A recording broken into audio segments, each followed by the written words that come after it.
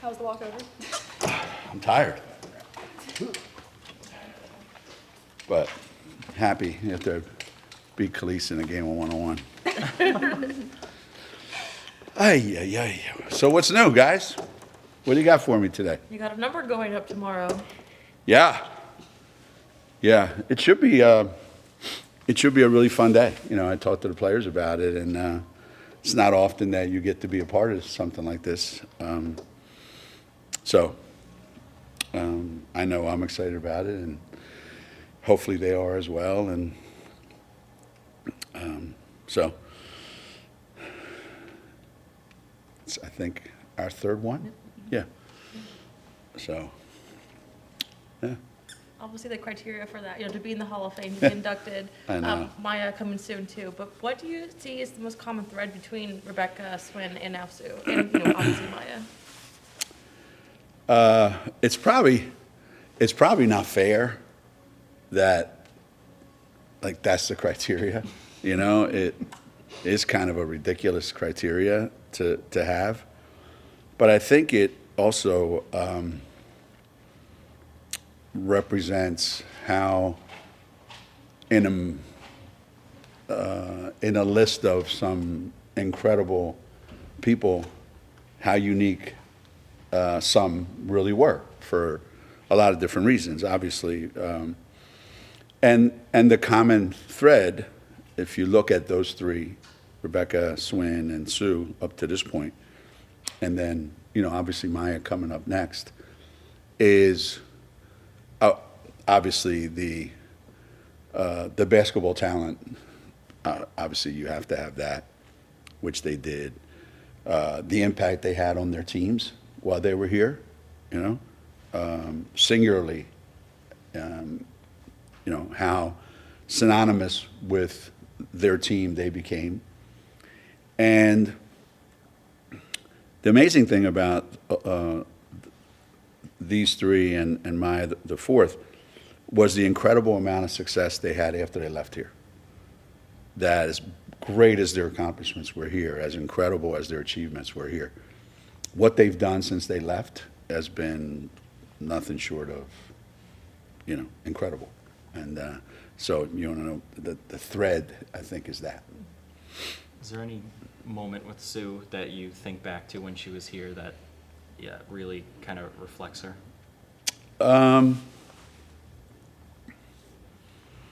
So many.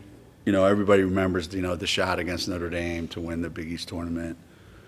But for me, there were moments, the day she got hurt, let's say, and a simple thing that she probably did a million times. And at that time, we were the number one team in the country and far and away the best team in the country. And then the minute that we had to play without her, we became a good team, but we stopped becoming a great team. So that was number one. Two, her senior year, if you've never watched it, if you go on YouTube or wherever you might find it, and you watch the first half of the Old Dominion game in the regionals in Milwaukee, you'll see a half of basketball that's never been played before or since. It's pretty amazing. It's pretty amazing. That would probably be the things that I, remember the most. That's like the thing everybody talks about with Sue is her leadership and just kind of that being such a key part of her impact. How do you feel like she kind of shaped the culture of the program, just kind of what it became in those years? We've been blessed with some of the all-time greats at point guards,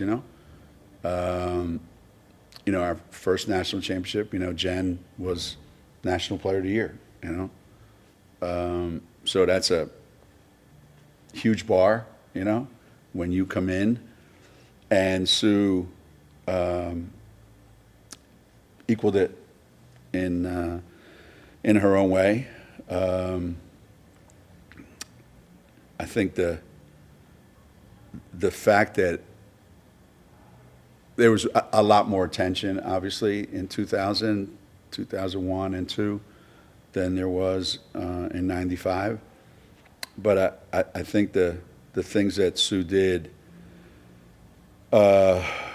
one, because of the team she played on, very similar to Jennifer, both on incredible teams that had incredible runs. And I think the attention that the attention that you get because you're the leader of such a great group, I think it makes it even more special because you were directing special players. So not everybody can do that, and very rarely is someone identified by on the court excellence as a player, but the intangible part as a leader, and her leadership was on and off the court. And I think more than anything, there was this level of trust that the coaches had, that the other players had, and it never wavered. It wasn't. Like you ask kids today, or you ask people today, hey, so and so, is she trustworthy? Well, most times, sometimes. Well, if it's sometimes, then she's not. But there was never a sometime. It was all the time. So that's, and again, that carried over to WNBA, the U.S. Olympic team, just legendary, one of one.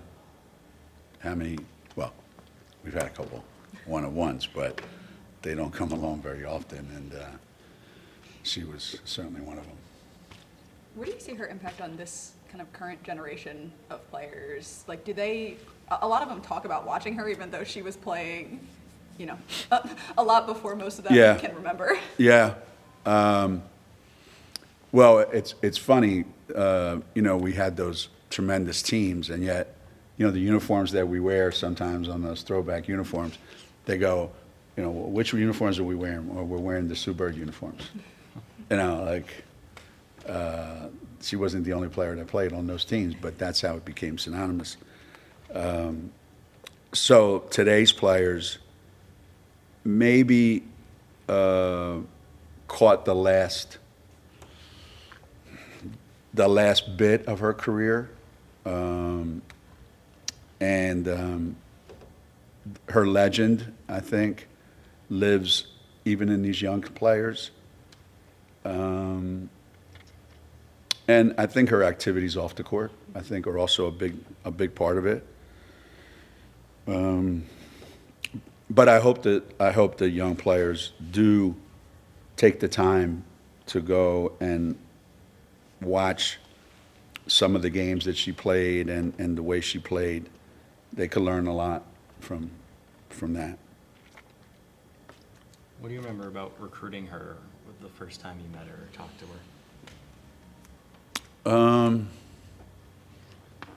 I remember watching, CD and I think, were at a game during the summer, and I remember, again, she played on a really good team. She was really well coached. The coaches at Christ the King were her AAU coaches, and they did a fantastic job of, at practice, and they were really well organized. So when you watched them play, you could appreciate the way they played.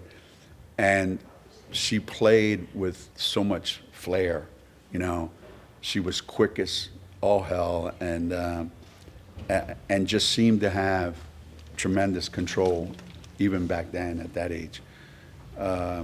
Obviously, during recruiting, you talk on the phone and like any other recruit. But it was interesting that when she came here to watch a game with her high school team, and we talked in the office afterwards for a couple minutes, and I was struck by how nervous she was.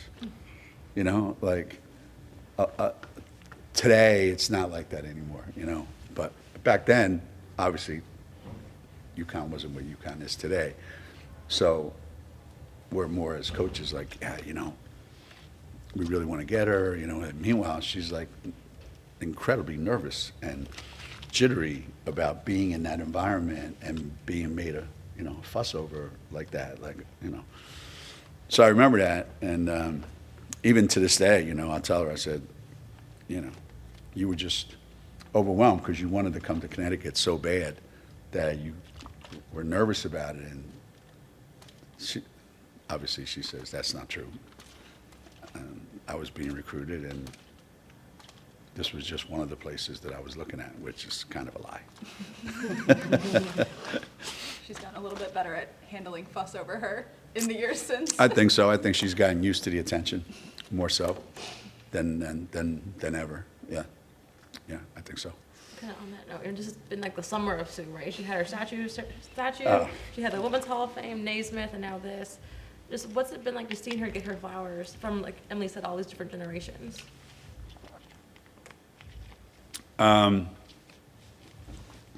Some people maybe stay a little too long in what they're doing. Some people know when it's time. The smart people know when it's time. And I think she stayed just long enough, and she knew when it was time, and she had an incredible ride even to the very end. Winning a gold medal in the Olympics her last time. And I think it was just a matter of time. I think, too, everybody knew this was inevitable. And everybody knew that the Hall of Fame was inevitable. I don't think anybody says, hey, they're going to have a statue of me in front of where I played. I don't think anybody thinks that. But I do think there's still some of that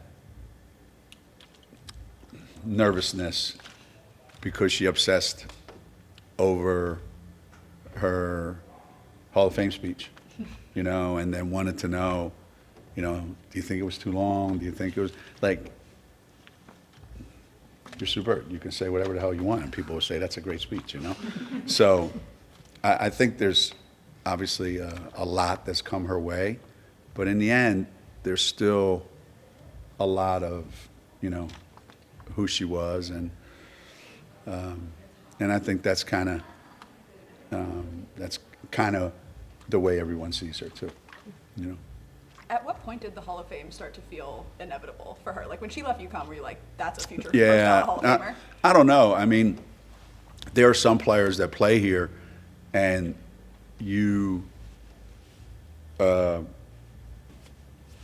that where they're going next, they're going to be really, really, really good. And you can't think of like anything other than that. So much has to go into being a Hall of Famer. Do you have to be on the right team? Do you have to stay healthy? Do you have to play X number of seasons? Do you have to put up, incredible stats? And you have to win championships. And so all those are like unknowns. But I would say, her last 10 years in the league, that was kind of inevitable, I would say. You had some special guests with you this week at practice. Aaliyah and Paige. Oh, I don't think there's anything special about it. I mean, it was great to see Aaliyah. It was great to see Aaliyah because we haven't seen her in a while, and she looks fantastic. I mean, she was great. It's great to have her here. The other one is just having Dennis the Menace back on campus, and she. What's funny is there's just a different vibe, even today, it's just a different vibe when they're there. It's great to reminisce about a lot of things. It's great to see that they haven't changed much, and yet it's great to see how different they are, just in the short time that they've been away, It's like, would you be surprised if I said that every time Paige scores in practice, she has to remind everybody, I'm in the W now. Like, you can't guard me now. Okay, great. Hey, did you guys know she's in the W? So, yeah, it's just a different vibe. Just, yeah. Yeah, it's fun. It's fun. I've always enjoyed our former players coming back because it's fun to remember who they were, and it's fun to see what they are now. Looking ahead to tomorrow, what are some of the things you guys are working with right now that you want to see play out? I would say, based on, what we've done up to this point, there's things that maybe don't show up every day in games, but they show up in practice a lot. Sometimes it shows, what some of our flaws are that we have to keep getting better at. When you look at our team, like I've really been proud of how well we take care of the ball. We've got a bunch of our players have, really, really terrific assist to turnover ratios. The ball's moving, we're making good decisions. So, I wish we could shoot more free throws, so every day, we're trying to, put more emphasis on that. Sometimes, you make a lot of shots and you don't, you think you have no weaknesses, because we make so many shots. But I always say the weakest part of every team that we've played, the weakest part of every team that I watch play, the weakest part of what we have, I think in general, basketball, the weakest part is transition defense, And if you take bad shots, then your transition defense sucks. So luckily, we don't take bad shots. If you turn the ball over a lot in the middle of the floor, your transition defense sucks, So I would say for me as a coach, anything, I think giving up transition baskets is probably every coach's nightmare and something that you're constantly working on, regardless of who the opponent is. And rebounding. And rebounding. More rebounding.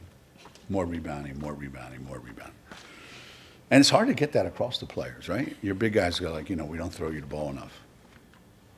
All over the country, coaches have to hear that from their big guys. You don't throw us the ball enough. Well, some schools, that's all they do is throw it to the big players. But there's always that common complaint. And my thing is, every time you shoot the ball, that's a pass to a post player. Go get it. Because they're going to miss half of them. Right? Even the Hall of Famers, only half of them are going to go in. So go get them. And trying to harp on that, eventually it starts to sink in. Eventually it does. In terms of shooting, obviously AZ is shooting at an incredible level right now. What are you seeing from her that you feel like has led to this run early in the season? Just maturity and being aggressive and not allowing the last three shots affect the next three. Just a confidence level that comes with playing enough games, having the success that she had, last year. All those things, they all lead into that, Even the game the other day where she didn't shoot a high percentage, she didn't stop. She kept looking for the same shots. And to me, just keep shooting. Shoot more of them, The more that don't go in, I think the more are going to go in. Percentages eventually catch up, right? Hello, Alan. Hi, so sorry, guys. Sorry. No. In that same vein, Ash has finally started to get her shots to fall over the last week or so. Where is she at this point in the season, and what have you seen from her? Again, I just go by what kind of shots. And eventually, as I said, the percentages eventually start to, take care of themselves. And, for the most part, Ash takes the shots she needs to take, when she needs to take them. And up to this point, it's been streaky, But that's maybe kind of how she's been, during her career. She'll go through stretches where she'll make a ton, and then she'll struggle at times. So Maybe it's not any different than it has been. So at some point, hopefully, in the next 2 weeks, she goes on one of those streaks, where they all go in. Be a nice time to do it with what we got coming up, right? How do you like where you're at with the rotation right now, getting to kind of play around a little bit more in some of these more lopsided games? It's a weird thing, when you get involved in those games, because it's not about you're caught in. Do we really want to embarrass a team that's struggling to score, and we're scoring kind of easily? So our rotations get accelerated. And at the same time, do I really want to cheat some players out of playing time because they want to play? So far, I think we've done a pretty decent job. After every game, we kind of go to a board and look at the minutes and see which way are we trending. And for the most part, since game one, they've kind of stayed pretty consistent. You might look at something and say, look, so and so like Blanca. Blanca's got to get more minutes. Right now she's probably a little bit less than ideal. So you go, okay, well, how are we going to manipulate that? But for the most part, team-wise, I think it's been pretty good. Been pretty good. Some combinations look awesome. Some, not so much. Not so much. Do you have an update on how Morgan's progressing and if you expect her back before the new year? Before New Year's? Probably not, because she hasn't done anything on the court yet, so it would take getting on the court before any of that would happen. So, no, I don't expect that. When would you think about maybe talking with her about redshirting if it keeps progressing? I don't know. I don't think we're at that point at all. At all. I'm still expecting her to be available. You had any change with Ice at all, or is she still kind of in that No, day-to-day space? no. Yeah, Ice is, again, same thing. She's not been on the court since when she had the last episode. So, yeah, there's no timetable. Right now, we're going into at least the next 2 weeks without either of them. At least the next 2 weeks, yeah. It's the same knee that she hurt as a freshman. Yeah. Mm-hmm. Yep. Out of curiosity, what are your thoughts on Jason Candle coming in? I think it's great. I had a chance to meet him, and I think when you hire a coach that only knows winning when he was a player, winning as an assistant coach, and winning as a head coach, and winning at a place that's not the easiest place, in a league that's not necessarily that easy to win in, because there's a lot of really good teams in that league.